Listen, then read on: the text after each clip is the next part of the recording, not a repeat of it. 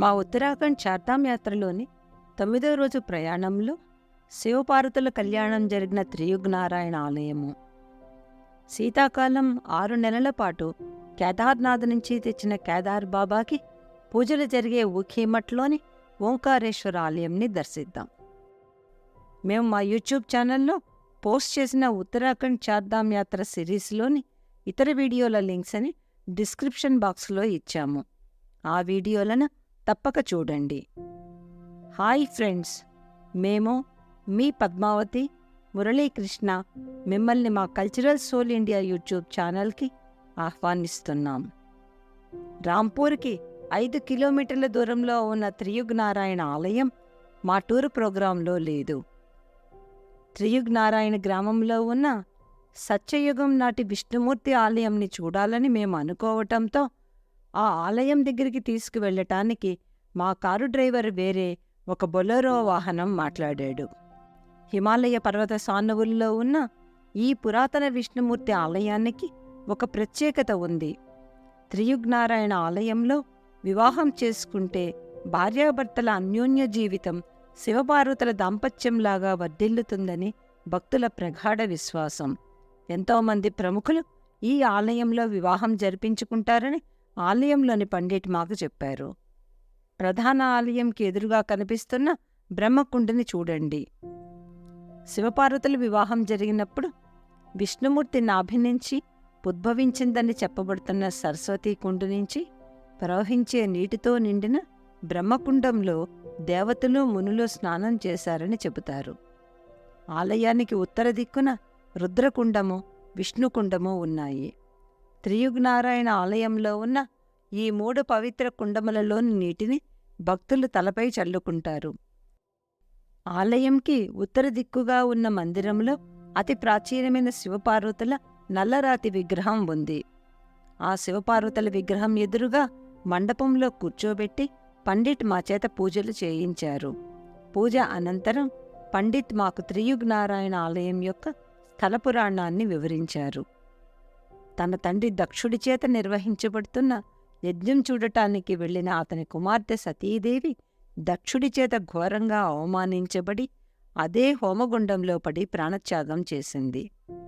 అలా ప్రాణత్యాగం చేసిన సతీదేవి తన తర్వాత జన్మలో పర్వతరాజు అయిన హిమవంతుడి కుమార్తెగా పార్వతీదేవి రూపంలో జన్మించింది. పార్వతీదేవి మహాశివుడిని వివాహం చేసుకోవటానికి గౌరీకుండిలో తీవ్రమైన తపస్సు చేయటంతో శివుడు ఆమెను వివాహం చేసుకోవటానికి అంగీకరించాడు. పార్వతీదేవికి అన్నగారి బాధ్యత వహించిన విష్ణుమూర్తి ఆధ్వర్యంలో శివపార్వతుల వివాహానికి అన్ని ఏర్పాట్లు చేయగా బ్రహ్మ తన పౌరోహిత్యంలో ఈ త్రియుగ్నారాయణ ఆలయంలో వారి వివాహం ఎంతో వైభవంగా జరిపించాడు. మనం ఇప్పుడు త్రియుగ్నారాయణ ఆలయంలో శివపార్వతుల వివాహం జరిగినప్పుడు ఏర్పాటు చేసిన బ్రహ్మశిల దగ్గర ఉన్నాము. శివపార్వతుల వివాహానికి సాక్షిగా నిలిచిన బ్రహ్మశిల దగ్గర భక్తులు ఎంతో భక్తిగా పూజలు చేస్తున్నారు. దూరంగా ప్రధాన ఆలయంకి ఎదురుగా మనకి అన్నపూర్ణాదేవి ఉపాలయము, నాగేశ్వరుడి ఉపాలయము, అతి పురాతనమైన ఈశానీసుడి ఆలయము కనిపిస్తున్నాయి. చుట్టూ తిరిగి ప్రధాన ఆలయ ముఖద్వారం దగ్గర ఉన్న రాతితో కట్టిన ఒక చిన్న నాగేశ్వరుడి ఆలయం చేరుకున్నాము. ఆ ఆలయం లోపల పడగ విప్పి ఆడుతున్న నాగేంద్రుడి శిల్పం, ఒక అతి పురాతనమైన శివలింగం మనకు కనిపిస్తాయి. నాగేశ్వరుడి ఆలయంకి ఎదురుగా ఉన్న అన్నపూర్ణాదేవి ఉపాలయం చేరుకొని అక్కడ మాత దర్శనం చేసుకున్నాము. అన్నపూర్ణాదేవి ఉపాలయం ఎదురుగా ఎత్తు అయిన మండపం మీద కట్టిన ఈశానీసుడి ఆలయంలో ఉన్న మహాశివుడి దర్శనం చేసుకున్నాము. ప్రధాన ఆలయం యొక్క ముఖద్వారం బయట కౌంటర్లో అమ్ముతున్న హోమదినుసులు కొనుక్కుని ఆలయ ప్రవేశం చేశాము. మండపంలో ఎదురుగా దేదీప్యమానంగా వెలుగుతున్న ధనుంజయ హోమగుండం మనకి కనిపిస్తుంది. శివపార్వతుల వివాహ సందర్భంగా సత్యయుగంలో వెలిగించారని చెప్పబడుతున్న ఈ ధనంజయ హోమగుండం ఈనాటికి జ్వలిస్తూనే ఉండటం ఇక్కడి విశేషం. 3 యుగముల నుంచి ఈ హోమం జ్వలిస్తూనే ఉండటంతోనూ దీనికి ఈ ఆలయంలో ఉన్న నారాయణుడే ప్రత్యక్ష సాక్షి కనుకనో ఈ స్వామికి త్రియుగ్నారాయణ అన్న పేరు వచ్చిందని ఇక్కడి స్థల పురాణం చెబుతోంది. యుగయుగాల నుంచి ఈ ఆలయంని దర్శించుకుంటున్న భక్తులు ఇక్కడ అమ్మే కలపని కొని హోమగుండంలో వేస్తుండటం వలన ఈ హోమగుండంలో అగ్ని నిరంతరం జ్వలిస్తూనే ఉంటుంది. ఈ హోమగుండంలోని విభూతిని ధరించడం వల్ల దాంపత్య జీవితానికి బలం చేకూరుతుందన్న నమ్మకంతో భక్తులు హోమగుండంలోని విభూతిని తమతో తీసుకువెడతారు. హోమగుండంకి ఎడమ పక్కన ఉన్న గర్భగుడిలో పీఠం మధ్య భాగంలో 2 అడుగుల ఎత్తు ఉన్న శ్రీ లక్ష్మీనారాయణుల మూర్తులు ఉన్నాయి. ఆ విగ్రహాలకి కుడిపక్కన సరస్వతీదేవి కొలువై ఉంది.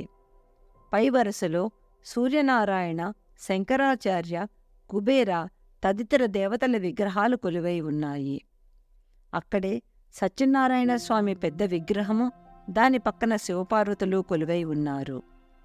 ఇక్కడ కొలువై ఉన్న శయన పద్మనాభస్వామి విగ్రహం చాలా అద్భుతంగా ఉంది.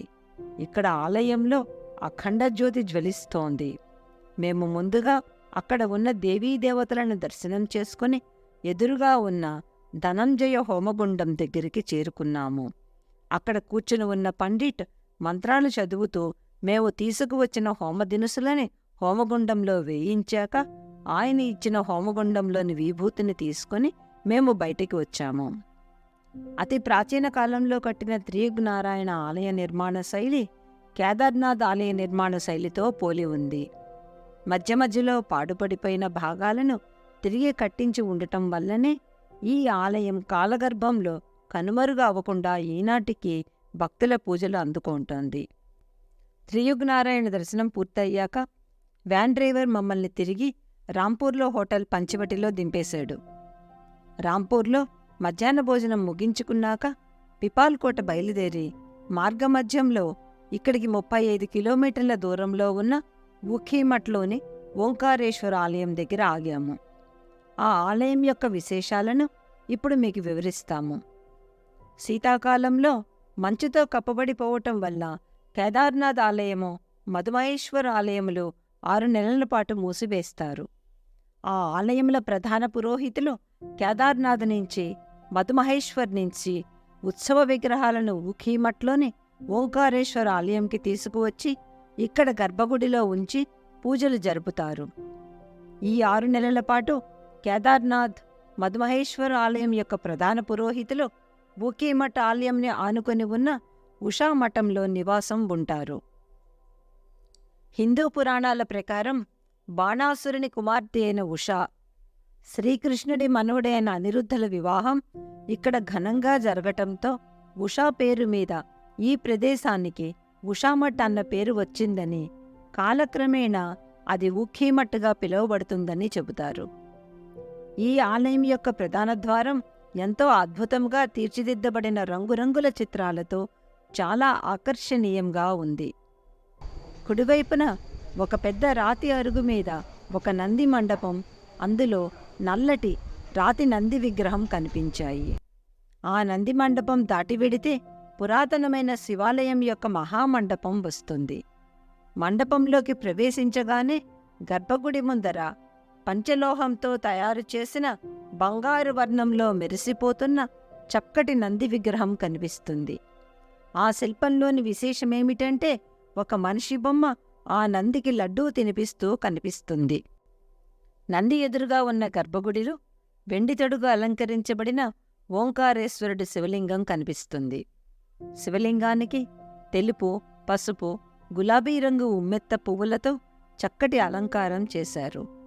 గర్భగుడిలో శివలింగం వెనకాల గోడ మీద రాజా మాంధాత నిలువెత్తు విగ్రహం చెక్కబడి ఉంది.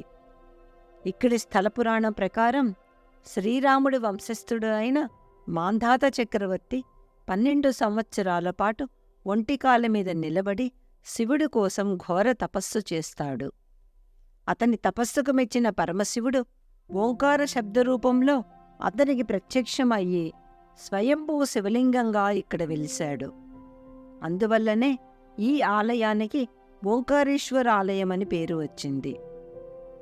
ఓంకారేశ్వరుడికి వెనుక భాగంలో కేదార్బాబా ఉత్సవమూర్తిని పెట్టటానికి ఒక అలంకరించబడిన పీఠం ఉంది. నంది విగ్రహం పక్కన ఉన్న గోడలో నిర్మించిన కోష్టాలలో పంచకేదార్లు అని పిలువబడే కేదార్నాథ్, తుంగనాథ్, రుద్రనాథ్, మధుమహేశ్వర్, కల్పేశ్వర్ క్షేత్రాలలోని విగ్రహాలు వరుసగా ఉన్నాయి. ఊకీమఠ్ నుంచి బయటికి వచ్చి పిపాల్కోట్ బయలుదేరాము. రాత్రి 9 గంటలకి పిపాల్కోట్ చేరుకొని న్యూ ఇందిరా లాడ్జిలో దిగాము. ఈ వీడియో గనక మీకు నచ్చితే ఈ వీడియోని సబ్స్క్రైబ్ చేసుకొని లైక్ చేయడమే కాకుండా మేము తర్వాత పెట్టబోయే వీడియోలను కూడా చూడండి. ఈ వీడియోల్ని అందరికీ షేర్ చేసి మా ఉత్తరాఖండ్ చార్ధామ్ యాత్ర విశేషాలను అందరికీ పరిచయం చేయండి.